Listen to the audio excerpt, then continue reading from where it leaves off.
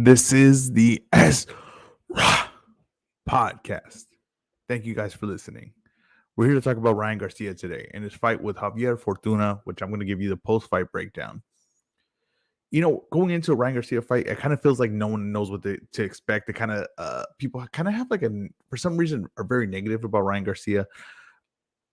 I don't know if it's for some reason, but I guess I could assume why they're negative. I really believe that it goes to two things. Luke Campbell dropped him, and people can't get that out of their head.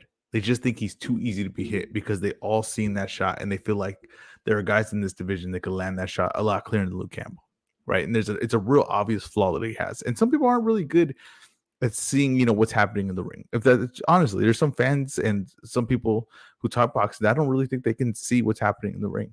So when you can't see it, right, and it's so obvious, like what Ryan Garcia's flaw was in that fight, you automatically think like this guy must be trash because I see it. I could see the flaw, right? But you don't know that there are top guys that are making flaws that, to like the trained eye, I think are just as clear as what Ryan Garcia do.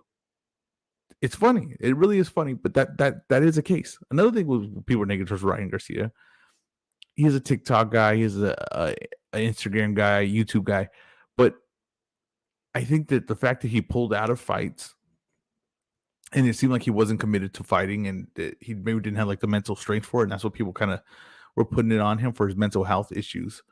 I think that all of that with that flaw put together were just like, this guy isn't Devin Haney, isn't Tank, he isn't Loma, he's not those guys at 135 pounds, right? He's not those guys, Tiafimo, he's not those guys. So you already have, there's like a real negative view of what Ryan Garcia could be, is in the sport. I really think, and I've done negative posts on Ryan Garcia before. You can pull him up on Twitter. I've done negative posts. I was just talking about how I didn't like the way he was hitting the back. Right? I thought I didn't like the way the work looked. I thought he was regressing. It kind of looked like I was wrong. I'll admit that. In this fight, he really showed me that he's improving. And to me, he improved by a wide margin in this fight. But this is a special fighter. And people got a little offended that I tweeted that Ryan Garcia is a special fighter. I don't know how you don't look at the $1 million speed he has and the $1 million power and tell me he's not a special fighter. Now, I think when you're thinking of special fighter, you're thinking of Floyd Mayweather, right? You're thinking of Mike Tyson, Muhammad Ali.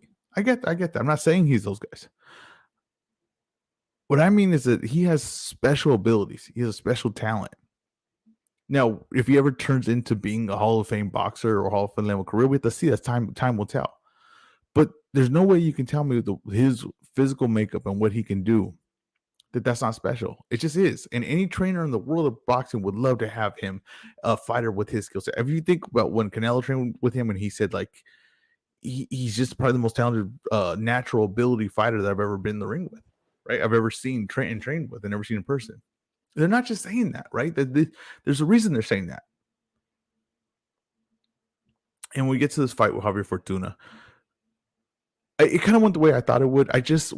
There was one thing that I said, and I was curious to see, is if Javier Fortuna would stay aggressive how he usually is. Was he going to stay aggressive in this fight? Was he going to take some chances? I want to know how he reacted when he saw what Ryan Garcia's speed and power was. He reacted the way that Tago reacted. I'm going to be honest with you. That's the way he reacted. And what happens when this happens, let me put this up there. What happens when these fighters get in the ring with Ryan Garcia is that they've heard how fast he is. They've heard his power. And they think, it's not that. Trust me, I've been in there guys with fast. I've been in there guys with power. And this Fortuna's an experienced guy. He's been there with a lot of good fighters. And the way he reacted was similar to Go, as if he had never seen something like this before. It really is. It's like he's never seen anything like this before. He didn't want to take any chances once he felt the power, once he saw what the speed was. And he was being very cautious.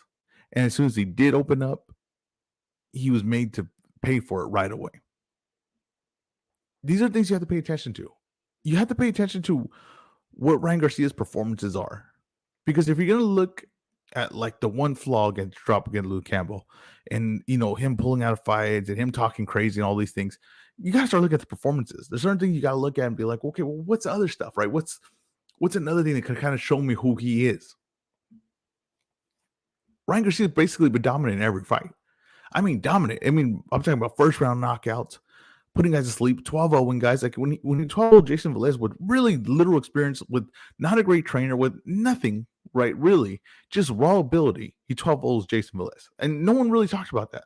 Kind of a fight that went under the radar.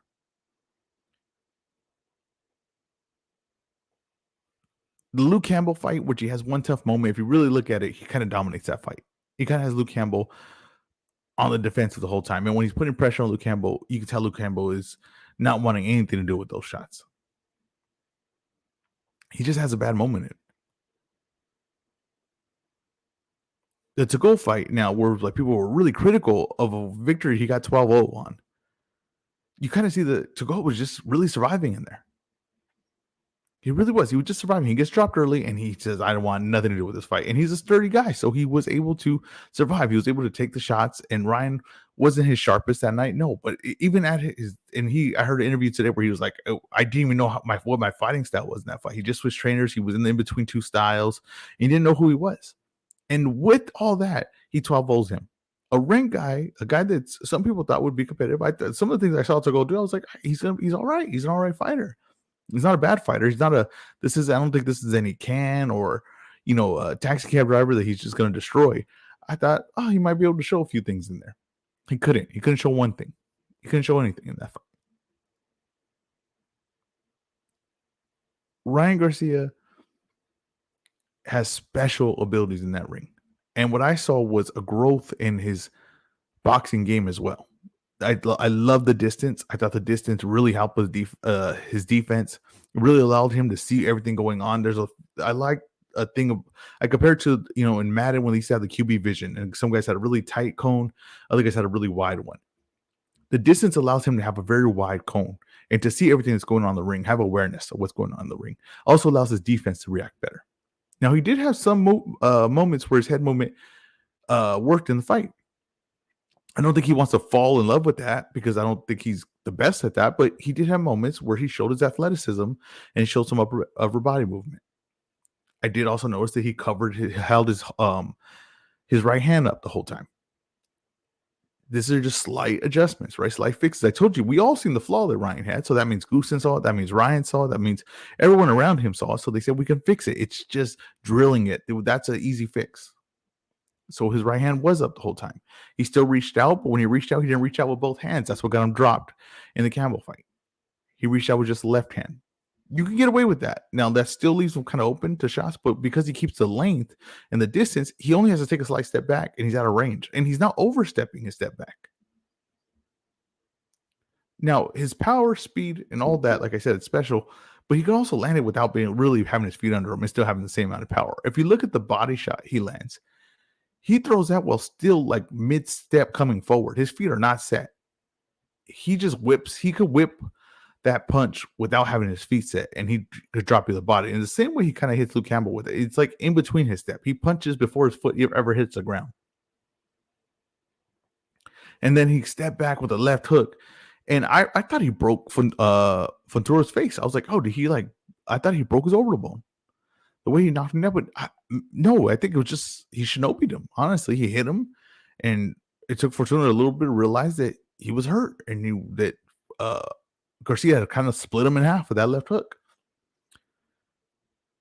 And he never got overly aggressive. He kind of just stood within his game. I just thought it was a very, very good, excellent performance by him, and he really showed levels to his game, and he showed that he's just above these guys physically. But if he can stay disciplined the way he stayed disciplined in this fight, he could fight with the reach and use the right hand, because he started using the lead right hand, which is the shot that I was making. I thought was critical of when I seen him hitting the back. I thought it looked clunky. I thought he was regressing. And then she starts using the lead right hand by itself in the fight, and it controlled range. And it added something else that Fortuna had to watch out for that he probably wasn't expecting in this fight. He also had, to me, was an improving jab. I liked everything I saw from Ryan in this fight. I'm going to tell you right now, I think Ryan is right there with every top guy at 135 pounds. I'm talking Haney, I'm talking Tank, I'm talking Loma. He's right there with any of them. I'd pick him to beat some of those guys. I'd pick him to lose some of those guys.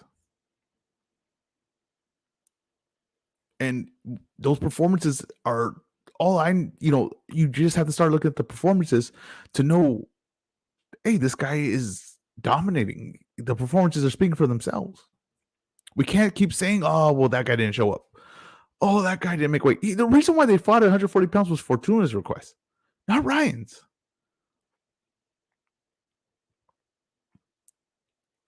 He's dominating these guys. It's not close. Now, I think there's a lot of talk of who's next for Ryan Garcia. I think it's Jojo Diaz. I think they have Jojo Diaz and William Cepeda. Now, there's the talk of the Tank fight. And a lot of people have opinion on what this Tank fight and why it's not happening and what's going to lead to, a problem with Golden Boy and Ryan. I don't really get the story. I'm going to be honest with you. I've talked to a lot of smart people about it. People I respect. I still don't get what really the difference is to anyone that's under contract with a promotion. I don't know what the difference is between what's happening with Ryan with Golden Boy, what's happened with Tank and the money team and the PBC, what was happening with Terrence Crawford and Earl Spence this whole time. He's just on the wrong side of the street. I mean, that's a common expression because it happens all the time. Now, people are telling me, well, he's not exclusive. That's the thing I hear. He's not exclusive with DAZN, right? But he is signed to Golden Boy, who has a deal with DAZN. And if you try to compare it to what's happened with Golden Boy and Canelo, it's not comparable.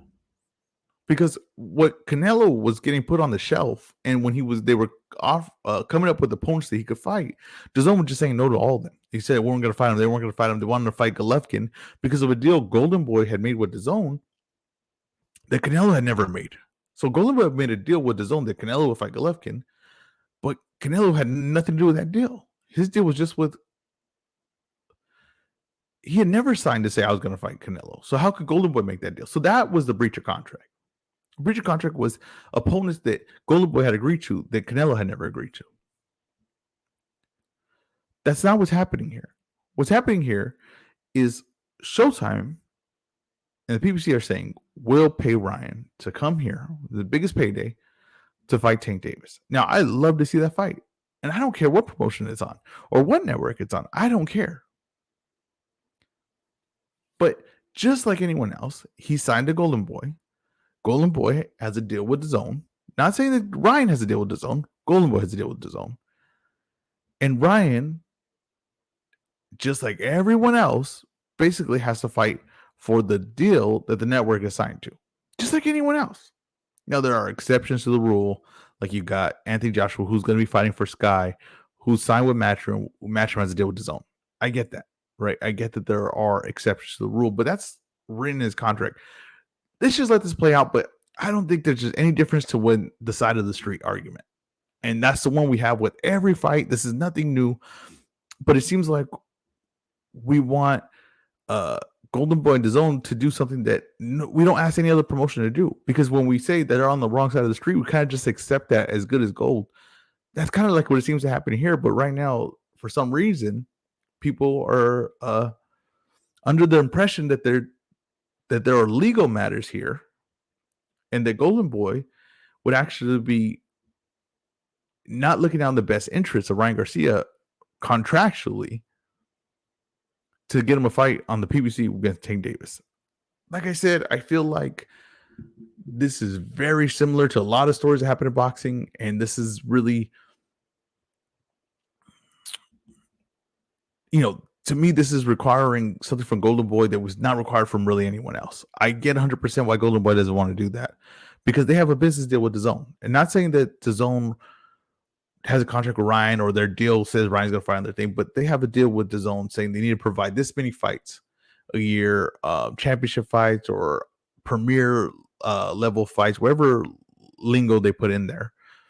And they're going to have they have a 5-year deal with DAZN. They don't want to hurt that business, right? They don't want to hurt the relationship they have with DAZN by taking their number one star and sending them to Showtime. So that I get it business-wise, but I get people saying like, well, it's his biggest payday. Why wouldn't Golden Boy be looking out for Ryan Garcia and get him to Showtime for his biggest payday? But that's because Golden Boy is a business. And they can't just cash out. That's not the way business works, where you could just cash out for one guy and for one fight. You can't do that. You got to think long term. And I think that they're thinking long term, that the only people they can do business with, only network interested in doing business at a big level, is DAZN with Golden Boy. So I don't think they're going to take their biggest star and send him over there. Another thing is, I don't really think Golden Boy wants to risk Ryan Garcia losing a 50-50 fight with Tank Davis. And some people wouldn't even have that 50-50 fight. They would think that's 70-30. Some people probably 80-20, right? Of what the chances of Tank winning to Ryan winning. I don't think they want to risk that. I think they have Jojo Diaz and William Cepeda, and they're like, let's use those two fights.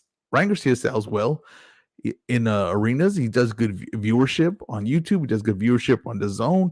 He brings a lot of attention. Why would I go send him to fight Tank now when I still have two opponents for him? Now, I know people are going to say that Ryan Garcia has now moved to 140 pounds. When he announced that, basically what he announced was that Jojo Diaz and William Cepeda moved to 140 pounds. I still think Ryan Garcia is going to be fighting 135-pound opponents, just at 140 pounds now. Now, the one thing about Ryan Garcia is that he really knows he's a star, and he knows he's the A side, and he knows that he can take advantage of that. He knows he doesn't need belts. He knows that weight classes can be whatever weight class he decides, whatever weight he decides, and everyone's kind of going to follow. And that's a dangerous man that has that kind of has that understanding this early, and doesn't get held up by these things like the belts, like this ranking system, that it truly doesn't matter, that they need Ryan more than he needs them. That's the truth of it. He's turned down mandatories. He's turned down title shots. This is similar to what the model that Tank Davis and his team know. They don't need any of that. That's almost like a thing of the past for them. When you're a star on the A side like that, you don't need anyone. You don't need the belts, sanctioning bodies. You don't need all that ranking. You don't need any of that. The only thing will do is probably more hinder your career, make it harder. So he understands that. So he'll go to 140 pounds and just pull everyone up. And he'll just have a giant weight advantage. He'll have this giant weight advantage. He'll be comfortable in his size. I don't expect him to be fighting a Sandor Martin or Montana Love. I don't expect that anytime soon. It seems like that's what they assumed, right? I've seen a lot of comparisons to guys at 140. I don't expect that anytime soon. I think that they're going to go after a guy Golden Boy actually has. Like I was saying, at the 135-pound weight division, I think that Ryan Garcia is competitive with any of the top guys. And this might be controversial, but I would pick him to beat Devin Haney. I think his size, his speed, his length. I understand how good Devin Haney looked to Kambosos. Not that high in Kambosos. I still remember Leonardo's landing on Devin Haney.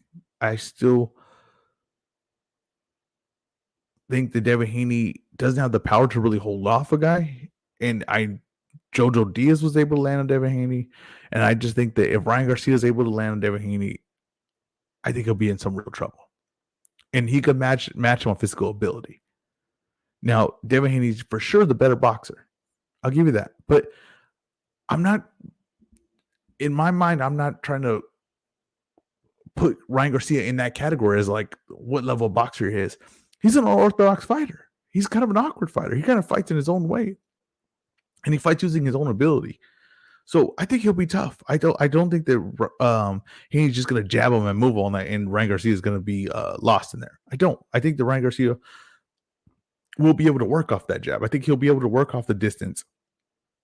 And if Haney gets greedy, I think Ryan Garcia could beat him to the combos. I really do. I truly believe that. I always thought Ryan Garcia would beat Devin Haney. I still am heavily leaning in that direction. Like I said, I would need to break down that fight and really look at it to make an official pick, but I'm heavily leaning that direction. Now, with Tank, I realize that Tank gets caught early. Tank is very balanced. And Ryan Garcia's defense is not perfect.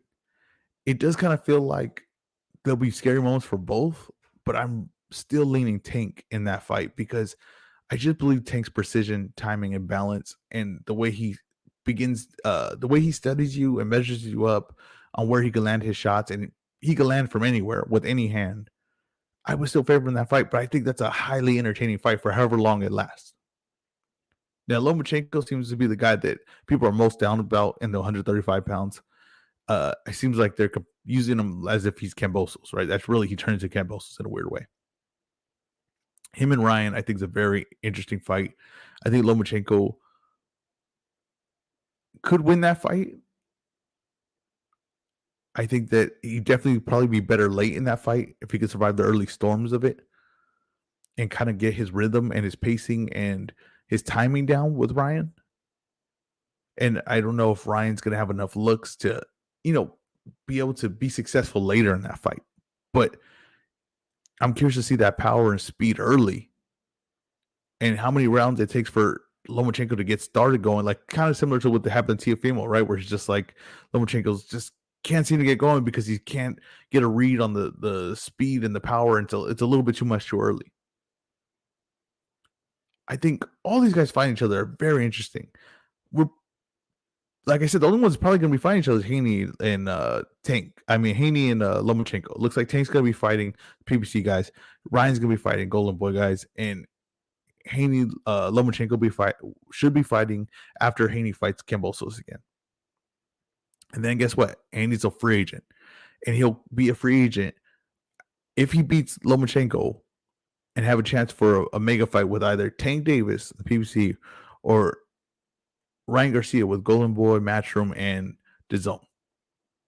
He will be free to go wherever he wants, and he'll be in the best position as a free agent of any fighter in a very long time. Let's get to the undercard. We had Alexis Rocha versus Luis Alberto Vernon. Rocha looked good in this fight. He looked disciplined, good pressure. There's nothing that really wows you about Rocha, but he's just a good fighter. I think that, he has the one loss, but I think he's in a good spot here. He's come up with the injury of Virgil Ortiz to get the main event there when he got to kind of like get a little highlight in his career. And then this spot, the co-main event right before Ryan, in front of a good sized crowd, in front of a lot of eyes that are watching at home. And I thought that he did what he needed to do. And I don't think he's ever going to be in a boring fight. I didn't think this was a boring fight because his style is just not boring. There's talks of him fighting Virgil Ortiz.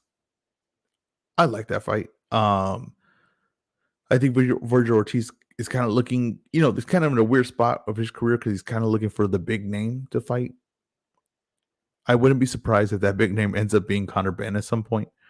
If Conor Benn could get past Eubanks and they just kind of keep feeding guys to Virgil Ortiz and he keeps beating them, and then they kind of Matchroom and Golden Boy under the DAZN banner kind of set up the Conor Benn Virgil Ortiz fight. But Alex Rocha would be one of those names that keep Virgil Ortiz busy and kind of an interesting fight and a kind of an entertaining fight, I would say. I liked what I saw from Alexis Rocha. Lamont Roach, I thought, looked very, very good against Angel Rodriguez. He just applied forward pressure. He didn't allow he was superior to Angel Rodriguez, and he did exactly what he should have done while being superior. He really applied his game to Angel Rodriguez. He forced the fight, and he forced his skill and abilities on Angel Rodriguez. And he did what he had to do as the better fighter. And I really am curious what they do with Lamont Roach going forward, because I think he's a very high level fighter. And I want to see him against very good competition. So let's see. Golden Boy hasn't been the best at marketing fighters that aren't Mexican. And that's just, if you go to a Golden Boy fight card, I mean, it's just majority Mexican crowd, majority Mexican fighters. So I want to see what they could do with Lamont Roach and see if they can, put him in the right situations for him to get attention, for him to get the right names, because I think he's a talented fighter. I don't think he should go to waste. On the first fight of the card, and the guy that I said might have been the best fighter on the card, Ricardo Sandoval, is upset by David Jimenez. Now, David Jimenez had a herky-jerky style, and it took Ricardo Sandoval too long to figure it out. He was really stagnant early. He couldn't get the timing down. He couldn't get his pacing down or his distance down. And by the time he did figure it out, he was down in the fight. But he did figure it out, midway through, and seemed to be getting control of the fight. And then he gets dropped, and it was just, when he got dropped, it was just a crucial blow that he was never going to be able to recover from. I thought I was okay with David Jimenez winning the fight. I didn't think it was controversial in any way. Ricardo Sandoval, I still think is very talented. I'm not going to sell all my stock on him or say that he got exposed in any way. I just think he ran to a style that it just took him too long to figure out. Now, I imagine they rematch this back. And I imagine that Ricardo Sandoval kind of understands right now what that style is and how he can have success towards it. That usually is going to favor him in a rematch because David Jimenez kind of relies on confusing you, right, and throwing you off with his timing speed. But the more looks you get at it, the more easier it is to see. It kind of already reveals itself. I would pick heavily Ricardo Sandoval if they rematch this fight. I'm still a buyer of stock in Ricardo Sandoval. I'm not the kind of guy that just sells as soon as a guy loses, and the kind of guy that says, "Oh, there's no way he wins that fight now." No. The things that I saw in the beginning are still there, and I don't think that much has changed from that point. So I still really like what Ricardo Sandoval brings in a rematch. I still like what he brings against any of the top competition at flyweight. Thank you guys for listening. This has been the As Raw podcast. Follow me on Twitter at As Raw Boxing. Follow me on YouTube at As Raw Podcast, Spotify, Apple, anywhere you can find a podcast. I got a video form, audio form, anywhere you can listen to this. Please like and subscribe and leave a review.